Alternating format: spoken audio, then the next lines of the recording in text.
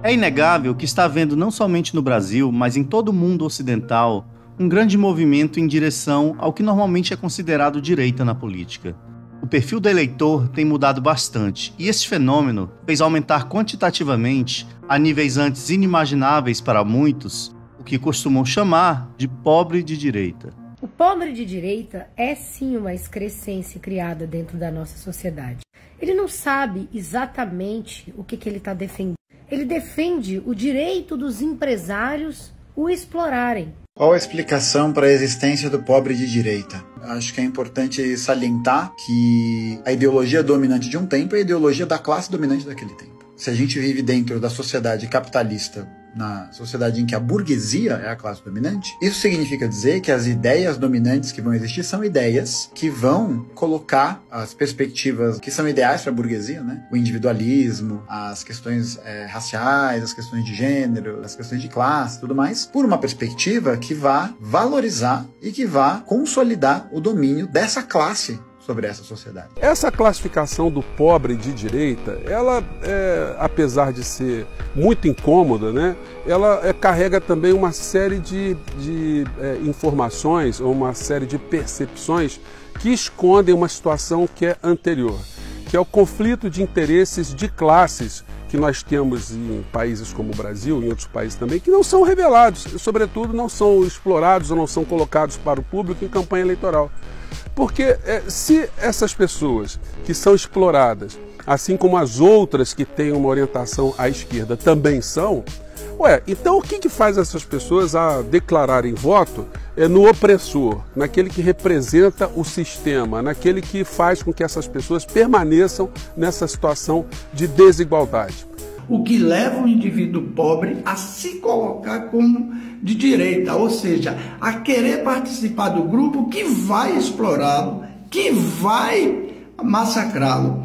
E vota nesses indivíduos e defende esses indivíduos, porque por trás dessa atitude do pobre existe toda uma armadilha que é feita para apanhá-lo e fisgá-lo, para dominar, para poder lavar sua mente e fazer com que ele se coloque na condição também de direita, ou seja, que ele se ache parte daquele grupo social. Ela é uma Barbie. É mentira, gente. Ela é uma boneca de 1,99, vocês estão vendo. Mas ela acha que ela é uma Barbie. Ela é uma escala em menor tamanho de você, pobre de direita ou classe média abaixo, que tem certeza que é rico. E assim como Rochelle Linksas não é a Barbie, você não faz parte da elite brasileira. Eu, você, Rochelle Linksas, temos em comum é que tudo que a gente tem na vida, Anjo, é a nossa força de trabalho para vender.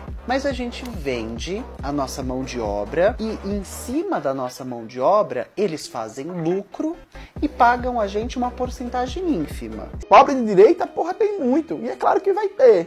Porque os aparelhos ideológicos da burguesia, como por exemplo a televisão, funcionam 24 horas por dia como uma fábrica de formar a consciência burguesa.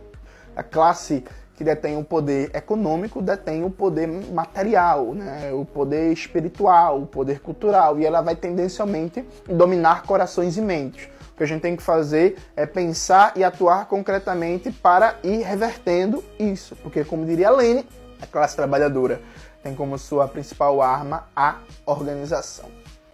Aquele cara é um pobre de direita. Você já deve ter ouvido essa expressão alguma vez.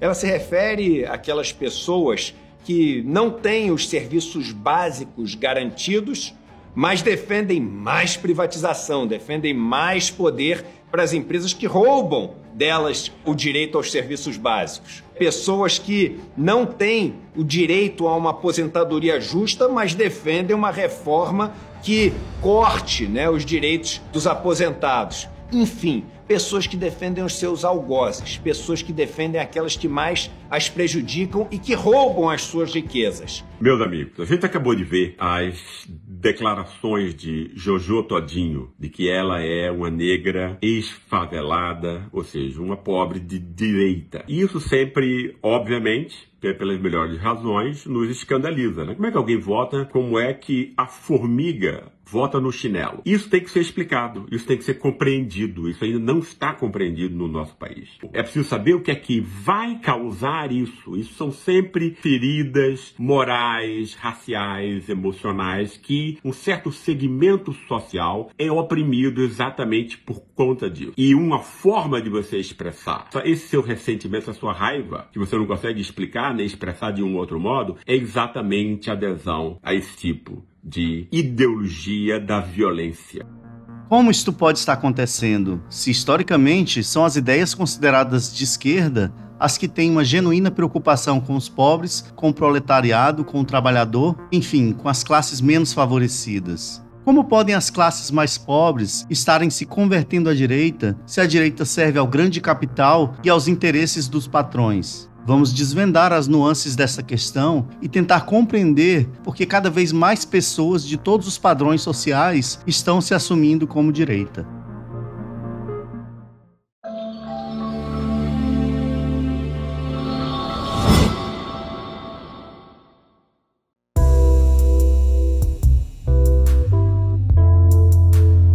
Diante da lógica do modo de produção capitalista, há um antagonismo inconciliável entre duas classes: a burguesia, detentora dos meios de produção, as fábricas, indústrias, fazendas, as máquinas e ferramentas, e o proletariado, que detém apenas a própria força de trabalho. Uma vez que os trabalhadores não recebem o valor total do que produzem, há verdadeira apropriação promovida pelos capitalistas. Trata-se da exploração da força de trabalho, que faz perpetuar a desigualdade e a injustiça social. Esta é a narrativa que foi criada por Karl Marx na segunda metade do século XIX. Em algum momento, a discrepância entre as classes viria a ser tamanha que somente uma revolução poderia acabar com a situação de exploração.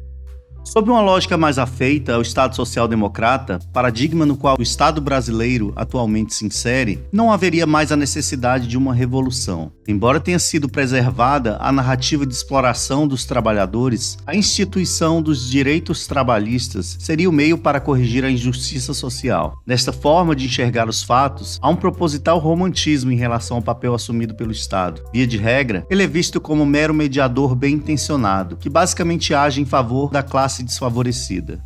Nada poderia estar mais longe da verdade. Vamos criar uma situação hipotética para facilitar a compreensão. Imagine uma empresa que produz e comercializa um produto qualquer. Toda empresa tem uma margem relativamente fixa de receita. No caso, vamos assumir que com a comercialização de seu produto, esta empresa obtenha uma receita média mensal de 1.000 pratas. É desta receita que a empresa retira o dinheiro para pagar todos os custos e despesas do seu negócio, incluindo a contratação de empregados, que em última análise é um custo de produção. Digamos que o custo para aquisição de insumos, energia, manutenção de equipamentos e outros fatores necessários para o funcionamento da atividade seja de 500 pratas. Somado a isto, vamos assumir também que a empresa tenha um total de 45 empregados, cada um com um salário de 10 pratas. Com um lucro mensal de 50 pratas, esta seria a empresa funcionando na sua plenitude, em um cenário de livre mercado.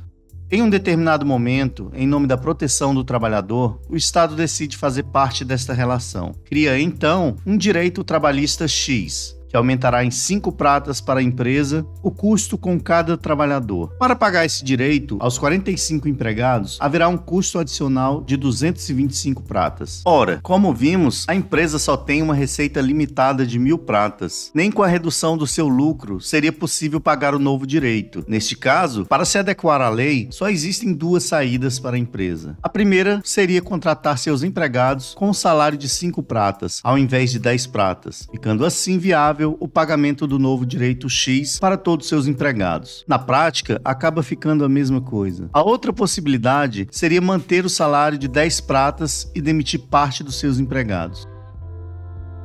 Existe ainda uma terceira possibilidade: elevar o preço do seu produto ao consumidor. Mas essa alternativa é possivelmente a mais arriscada. A depender do mercado em que a empresa esteja inserida, isto pode reduzir sua competitividade ou reduzir o interesse do consumidor por seu produto. Tomar este caminho gera o risco de diminuição da receita da empresa e abalo na sua saúde financeira. Numa situação extrema, a empresa vai à falência e com ela todos os seus empregados acabam prejudicados. Em resumo, os direitos dos trabalhadores são sempre e inevitavelmente suportados pelos próprios trabalhadores, seja pela redução de salários, seja pela redução do número de contratações, ou ainda pelos consumidores. De forma bastante simplificada, é desta maneira que funcionam os direitos trabalhistas, e não há como ser diferente. Em outras palavras, os direitos trabalhistas não passam de mera ilusão. Exatamente pelo mesmo motivo, também são pagos com o sacrifício do trabalhador os impostos que incidem sobre a folha de pagamentos. É possivelmente a tributação mais perversa e desastrosa para a sociedade. Os impostos que incidem sobre as empresas, por si só, afetam sobremaneira sua capacidade de investir, de contratar e de aumentar salários. Do ponto de vista econômico, nada mais são do que custos adicionais de produção. Mas os impostos que incidem sobre a folha de pagamentos representam um desincentivo direto à contratação de empregados. Quanto mais elevado é esse tipo de tributação, maior o risco de funcionar como uma fonte de estagnação econômica. Argumentos em contrário podem afirmar que se não tivesse a obrigação de pagar os direitos trabalhistas, o dinheiro seria todo revertido em favor do empresário, em seu próprio benefício. E a resposta é sim, ele teria esta opção. Mas também teria a opção de expandir seu negócio, de modernizar sua estrutura de produção, ou de pagar maiores salários e valorizar, capacitar e motivar seus empregados, tornando-se mais competitivo no mercado. Estes são os maiores incentivos para o empreendedor. Num ambiente mais livre de mercado, os salários, a médio e longo prazo, tendem a naturalmente se elevar. Em locais onde há grande liberdade de mercado, como tradicionalmente ocorre nos Estados Unidos, por exemplo, os salários são mais altos, além de serem concedidos espontaneamente outros benefícios e boas condições de trabalho, mesmo sem a existência de uma CLT. Isto ocorre não por serem os empregadores americanos melhores, mas porque existe o estímulo correto para que haja a valorização do empregado. É importante entender que práticas abusivas sempre existirão, mas quanto mais liberdade existe no mercado, menos os negócios viciados conseguem manter e abusar dos trabalhadores. Embora muitas vezes o trabalhador mais pobre não tenha o conhecimento teórico, ele percebe na prática que os direitos estatais, defendidos pelas ideias de esquerda, não lhes favorecem nada. O velho discurso dos intelectuais socialistas de cabeça branca e dos militantes fanatizados da academia não são mais tão atraentes para o povo como foram no passado. Está cada vez mais evidente que o Estado não ajuda em absolutamente nada. Pelo contrário, só atrapalha. Pergunta para qualquer trabalhador o que ele prefere: ter o direito ao FGTS ou um aumento de 8% no seu salário. Sindicatos, CLT, Justiça do Trabalho, todo esse aparato estatal criado para intervir nas relações trabalhistas não são nada além de um imenso peso para a sociedade. Mais recentemente, isso ficou muito evidente para grande parte da população. Com o surgimento do Uber, do iFood e outros aplicativos de entregas, além de aplicativos de vendas e outros serviços, muitos tiveram a oportunidade de começar a trabalhar rapidamente, sem a burocracia habitual. Puderam trabalhar em qualquer horário, de acordo com sua conveniência, sem uma jornada fixa, sem salário mínimo e outras regras trabalhistas. E muitos puderam ter uma renda que nunca conseguiram como empregados pela CLT. Embora isso tenha promovido uma melhora considerável na vida de muitos, não foi visto com bons olhos pelo Estado. Isto porque, uma vez que não há o preenchimento dos requisitos de uma relação de emprego, uma grande quantidade de trabalhadores acabou saindo da alçada da Justiça do Trabalho, assim como o Estado deixou de arrecadar uma quantidade imensa de impostos trabalhistas e previdenciários. Nunca foi por uma genuína preocupação com o trabalhador o esforço do governo e da Justiça do Trabalho para a todo custo incluir os trabalhadores por aplicativos na condição de seletistas. Mas os trabalhadores por aplicativo não foram os únicos a perceber a grande furada que é trabalhar pela CLT. Existem muitos que optam por prestar serviços como CNPJ por ser muito menos oneroso. Apesar disso, nada incomoda mais do que o povo perceber que o Estado é inútil e que não precisa dele para nada. As pessoas já perceberam que, ao contrário do que propagam as ideias de esquerda, o empresário não é o explorador. Além de pagar um salário em retribuição ao trabalho, o empresário tem o prazer de investir nos seus empregados. Treina, capacita e muitas vezes transforma vidas, pois trabalhadores satisfeitos são muito mais produtivos. O verdadeiro e único explorador é o Estado, idolatrado pelas ideias de esquerda. Não é difícil entender porque o trabalhador cada vez mais se inclina para a direita, espectro político mais dedicado a promover liberdade de mercado, desburocratização e redução de impostos.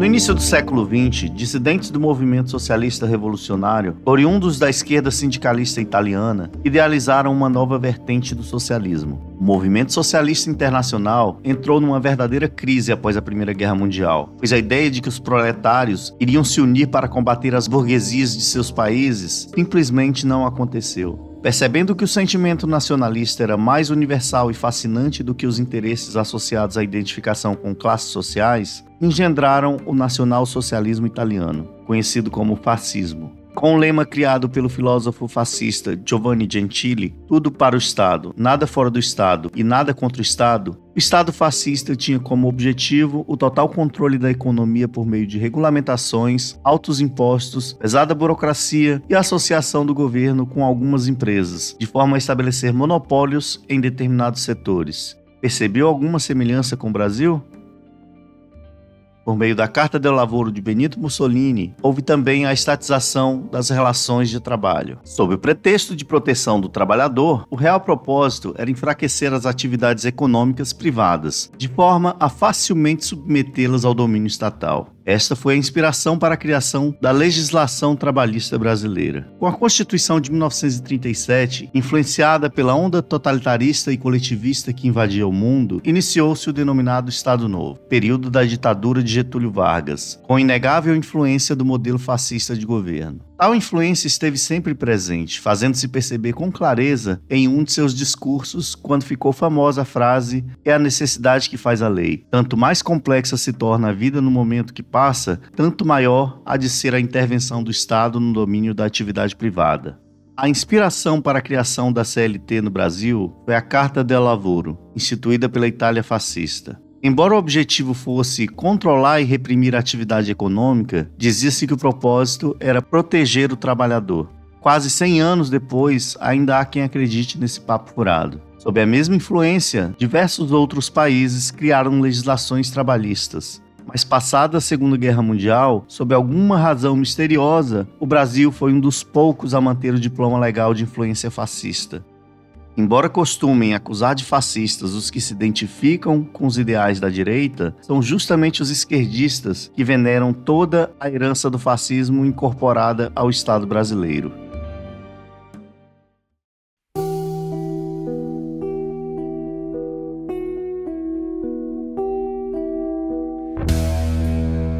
Enquanto esquerdistas, em tom irônico, repetem a exaustão o bordão do pobre de direita em discursos que não encontram eco na sociedade, mas somente em círculos acadêmicos, já completamente tomados por ideologias estatistas, o cidadão comum segue sua vida mais preocupado em comprar comida e pagar suas contas. Não só a academia, mas também a imprensa, que costumavam ser os ambientes de vanguarda das ideias, perderam grande parte do seu poder de comunicação e já não conseguem conquistar corações e mentes. Velhas narrativas já não se encaixam na percepção dos fatos da maioria do povo. E o que mudou? A informação. As mídias tradicionais centralizadas, que um dia foram as principais fontes de informação, hoje concorrem com inúmeras outras fontes de informação completamente heterogêneas, como este pequeno canal, que pode ser acessado por qualquer pessoa em qualquer lugar do planeta. Diga nos comentários de onde você nos assiste. Após aproximadamente 10 anos de internet e redes sociais, circulou muito mais informação do que nos últimos 100 anos, com todo tipo de opinião e pensamento. Pensadores que eram ignorados nas escolas e academias se tornaram acessíveis na internet.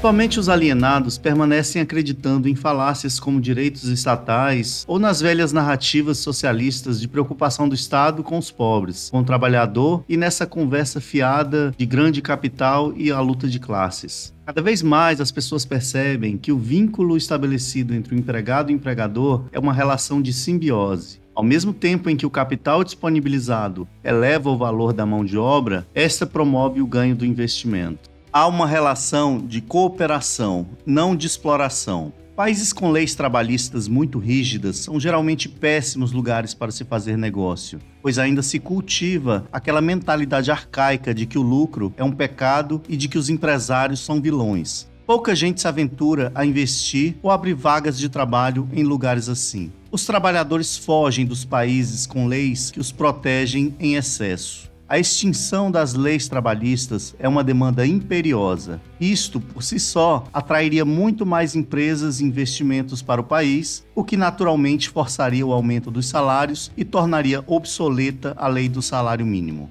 Esquerdistas não conseguem compreender algo tão simples. Por isso, não entendem porque existe cada vez mais pobres de direita. Se chegou até aqui, é muito importante que você deixe seu like. Considere se inscrever no canal se você acha nosso conteúdo relevante. Te convido também a contribuir com nossos debates, deixando um comentário abaixo. Sugestões de temas são sempre bem-vindos. Está cada vez mais comum nas redes sociais vídeos de mulheres dizendo que está difícil conseguir um relacionamento. O que pode estar acontecendo? Fizemos uma análise sobre essa questão. Para ver, basta clicar nesse vídeo que está na sua tela, que a gente se vê por lá. Obrigado pela audiência, um forte abraço e até o próximo vídeo.